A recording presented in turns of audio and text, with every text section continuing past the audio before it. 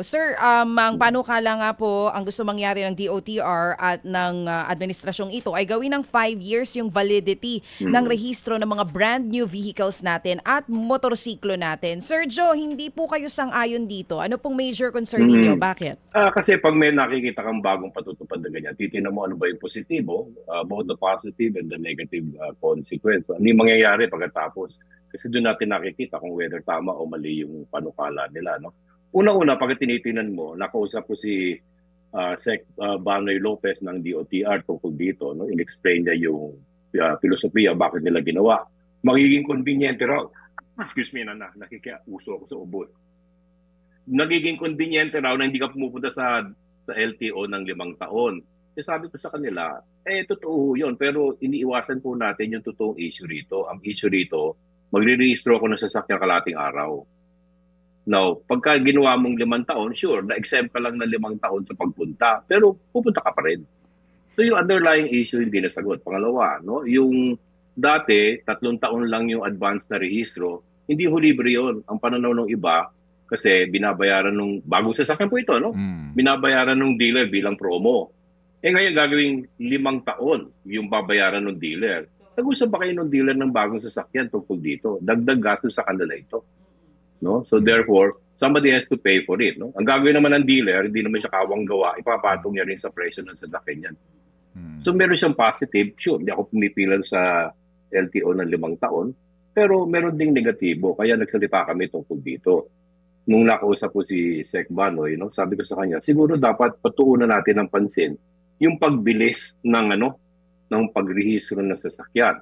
Ang magiging resulta nito, mahigit 1 bilyon ang kikitain doon sa 2 taong additional na rehistro. Ina-advance po nila yung rehistro ng 5 taon, di ba? So, dati 3 taon lang, ngayon magkakaroon ng 2 taon pa na additional. So, saan natin gagamitin yun? Sabi ko sa kanya, sana gamitin natin para ma-improve yung sistema, para hindi nakakasuyang pumunta sa LTO para magrehistro ng sasakyan.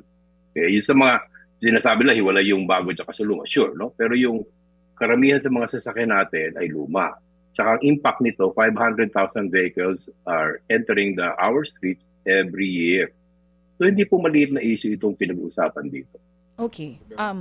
Meron pang isa na nakaligtaan yata si Sir. Safety issues. Ano yun? Hindi lang 'yun. Sir, yung no contact apprehension, yung mga yung kasi 'di ba ang sabi ng MMDA LTO, papagbayarin ka diyan pag renew mo ng rehistro mo, hindi ba? So, paano 'yon? Oo nga. So mangyayari doon, hindi mo alam na nahuli sa sasakyan mo. Kung halimbawa, pasaway ka at kamote ka din, taon-taon may Multa. penalty ka. Oo. Tapos magugulat ka na lang kasi meron din tayong lisensya kayo 10 taon. Magugulat ka na lang dahil salbahe ka pala. Abay 100,000 yung. Pero ako narinig minsan yung nagrereklamo 200,000 daw yung penalty niya sa loob ng 3 buwan.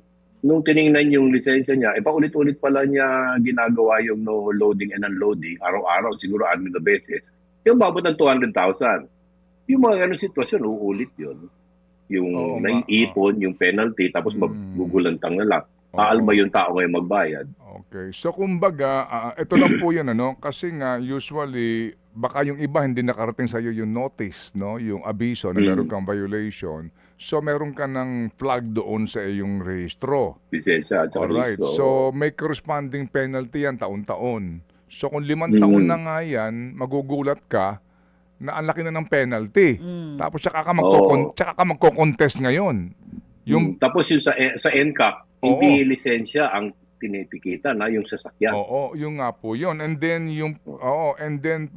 pag contest mo, meron ba silang 5 years na record dyan na pwede mong i-retrieve pa? Parang may konting komplikasyon, Sir Joe? Medyo komplikado. Kaya sabi ko, yung consequence dapat tinitingnan natin bago tayo nagpatasan.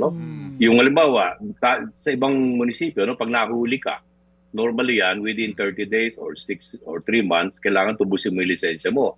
Hindi magkakaroon ng penalty yun, araw-araw, no?